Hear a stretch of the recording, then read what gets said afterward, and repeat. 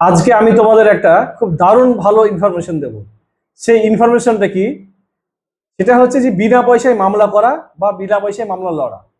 একদম বিনা পয়সায় এই ব্যবস্থা কিন্তু পশ্চিমবঙ্গ সরকার তথা ভারত সরকারের পক্ষ থেকে কিন্তু ব্যবস্থাটা বহুকাল থেকেই আছে। তোমরা বিষয়টা কেউ জানো না। আমি কিন্তু আজকে দায়িত্ব নিয়ে তোমাদেরকে কিন্তু বিষয়টা আমি জানিয়ে দেবো। সেটা হলো যে তুমি যদি মনে করো যে তুমি গরিব মানুষ, তোমার একটা মামলা করার প্রয়োজন আছে, যে কোনো পারপাসে মামলা করার প্রয়োজন আছে, তাহলে কিন্তু তোমাকে কোনো উকিলের কাছে গিয়ে প্রচুর টাকা দিয়ে মামলা করার কোনো প্রয়োজন নেই। তোমাকে কি করতে হবে? তোমাকে যে কোনো কোর্টে যেতে হবে। তোমার লোকাল যে কোর্ট আছে সাব ডিভিশনাল, সেই সাব ডিভিশনাল কোর্টে গিয়ে একটা এসডিএলএসসি বলে একটা অফিস আছে। এসডিএলএসসি বলে একটা অফিস আছে।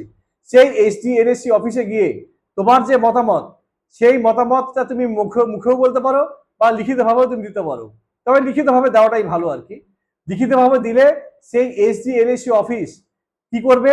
তোমার হয়ে কিন্তু একজন সরকারি উকিল কিন্তু নিয়োগ করবে এবং সেই সরকারি উকিল মামলা লড়বে। এবং তুমি যে মনে করবে যে আমি সরকারি উকিল, আমার মামলাটা ভালো করে লড়বে কি লড়বে না, আমি তোমাকে বলছি যে তুমি টাকা দিয়েও যেমন উকিল পাবে, সে যেমন কাজ করবে এই সরকারি উকিলও তেমন কাজ করবে।